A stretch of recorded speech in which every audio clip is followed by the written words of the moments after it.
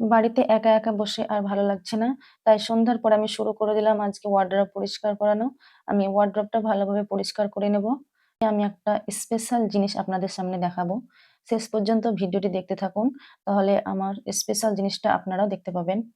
আজ ওয়ারড্রব পরিষ্কার করতে গিয়ে হঠাৎই চোখে পড়ল অনেক দিনের পুরনো কিন্তু ভীষণ স্পেশাল একটা স্মৃতি।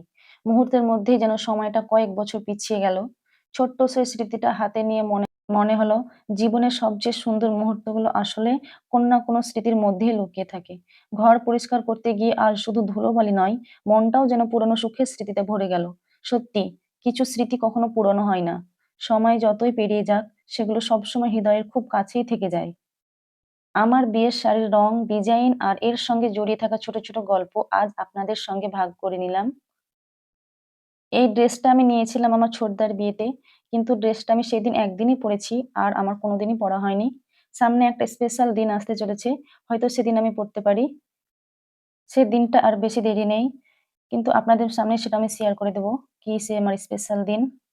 বিয়ের শাড়ি আর ওড়না কিভাবে যত্ন করে রাখি আজ সেটাই আপনাদের সঙ্গে শেয়ার করব। শাড়ি আর ওড়না কত বছর পর খুলে দেখলাম। এখনো আগের মতোই যত্ন করে রেখে দিয়েছি। এই দেখুন এটা আমার ওড়না। সে একদিনই ব্যবহারের জন্য। কিন্তু যতদিন হয়তো বেঁচে থাকবো এই ওড়নাটা স্মৃতি হিসাবে রয়ে যাবে। দেখুন ওড়নাটা দেখতে কেমন লাগছে অবশ্যই কমেন্টসে জানাবেন। আর এটা হচ্ছে আমার বিয়ের শাড়ি। শাড়িটা কেমন লাগছে অবশ্যই আমাকে কমেন্টসে জানাবেন। শাড়িটা হাতে নিয়ে পুরোনো দিনের কথা মনে পড়ে গেল। আপনাদেরও কি বিয়ের দিনের কোনো প্রিয় স্মৃতি আছে? যদি থাকে তাহলে অবশ্যই জানাবেন। আমি আজ সন্ধ্যায় ভাবতেও পারিনি যে ওয়ারড্রব পরিষ্কার করতে গিয়ে আমার সেই পুরোনো দিনের কথা মনে পড়ে যাবে। কিন্তু যাই হোক আজকের সন্ধ্যাটা আমার খুব ভালো কাটলো। এই শাড়ি আর ওড়না এগুলো সব আমার বড় দিদি আর মেজো দিদির পছন্দ। বিয়ের বাজার তারাই করতে এসেছিল। সঙ্গে আমি ছিলাম না। আপনাদের কেমন লাগলো শাড়িটা অবশ্যই আমাকে জানাবেন। ব্ল্যাক কালারের ওয়ারড্রব তাই খুব নোংরা হয়ে যায়। আর নোংরা হলে বোঝা যায়। তাই আমি মাঝে, মাঝে একটু পরিষ্কার করার চেষ্টা করি। তাহলে দেখতে ভালো লাগবে। আর ঘরের মধ্যে যে মশারি সবসময় আমি গুছিয়ে ওয়ারড্রবের ভিতরে রাখি। বাইরে থাকলে ঘরটা আমাকে দেখতে ভালো লাগে না। তাই আমি গুছিয়ে ওয়ারড্রবের ভিতরে ভরে রেখে দিই। এই রুমটা গেস্ট রুম হিসেবে আমি রেখে দিয়েছি। তাই মশারি যখন প্রয়োজন হয়, কোনো গেস্ট আসে তখনই আমি বের করে দিই।